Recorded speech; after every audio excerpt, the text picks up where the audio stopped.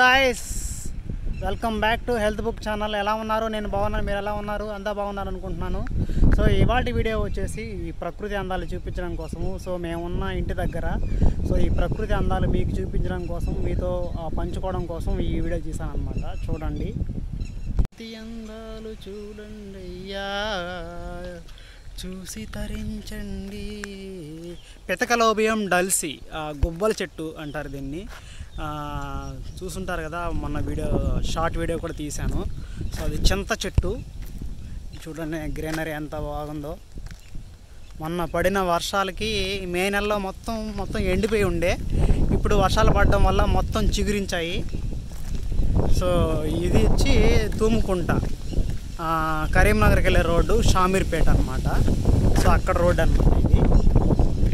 So అంత కూల్గా ఉంది. సో లోపల వీళ్ళు ఏదో చెట్లు వేశారు. ఇక్కడ పొలం ఉంది, ఆ పొలాన్ని చూడండి, చెట్లు వేశారు. ఐ థింక్ అవి ఏం చెట్లు, వంకాయ చెట్లు అనుకుంటా. వంగ చెట్లు వేసినట్టుగా ఉన్నారు లోపల. ఇదంతా ఫెన్సింగ్. మొత్తం 1 ఎకరం ఉంటుంది. ఆ ఎకరంలో వీళ్ళు వంగ చెట్లు వేశారు.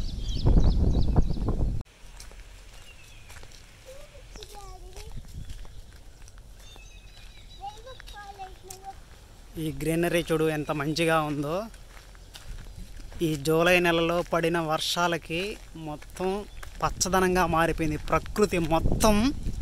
చూడండి ఎంత గ్రీనరీ ఎలా ఉందో. సో ఇక్కడ పొలం ఉందన్నమాట. ఈ పొలంలో ఇక్కడ వీళ్ళు బీరకాయ చెట్లు వేస్తున్నారు. ఇంకా చిన్న చెట్లే అవి, పెద్ద చెట్లు అవ్వాలి. సో మొత్తం గ్రీనరీ చూడు. మా అవుట్ సైడ్ గ్రీనరీ చూడు ఎలా ఉందో, ఫుల్ ఆఫ్ గ్రీనరీ. యా, ప్రకృతి అందం. సో ఇది మునగ చెట్టు. యా, నెక్స్ట్ ఇది కానుగ చెట్లు.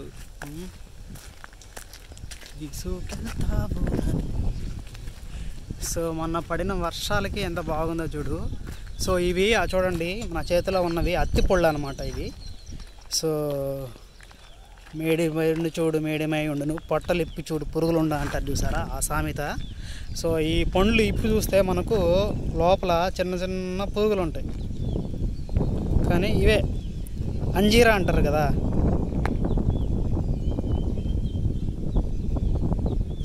సో అంజీరా పళ్ళు ఇవి.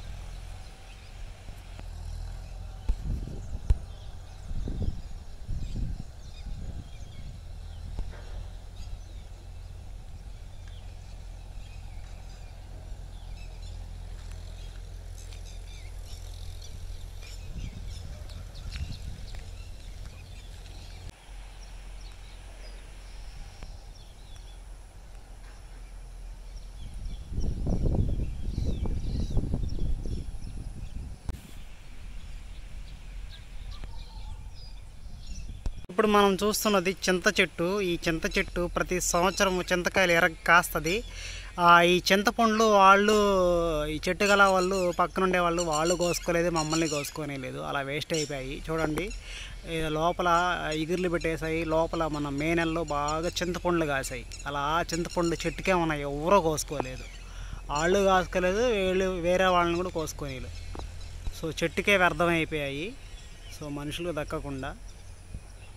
సో ఇక్కడ వెరైటీ చెట్లు కూడా ఉన్నాయి.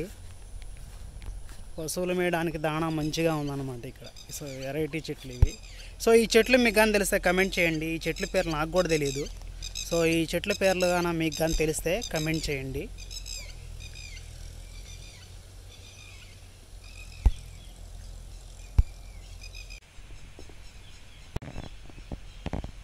చూస్తున్నది బిల్వ చెట్టు అనమాట. బిల్వ పత్రం శివునికి ఎంతో ఇష్టమైన బిల్వ పత్రం అనమాట.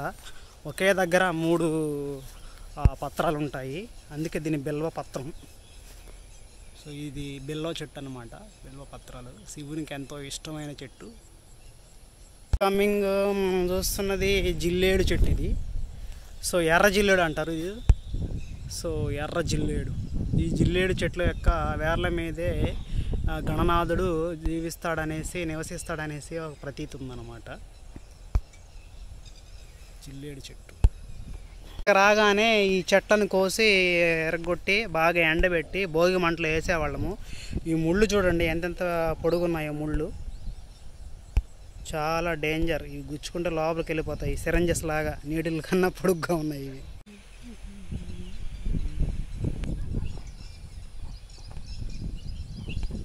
వెరైటీగా ఉంది ఈ ఫ్లవరు, నేను ఎప్పుడైతే చూడలేదు ఈ ఫ్లవరు. సో ఈ చెట్టు పేరు మీకు తెలిస్తే కమెంట్ చేసేయండి.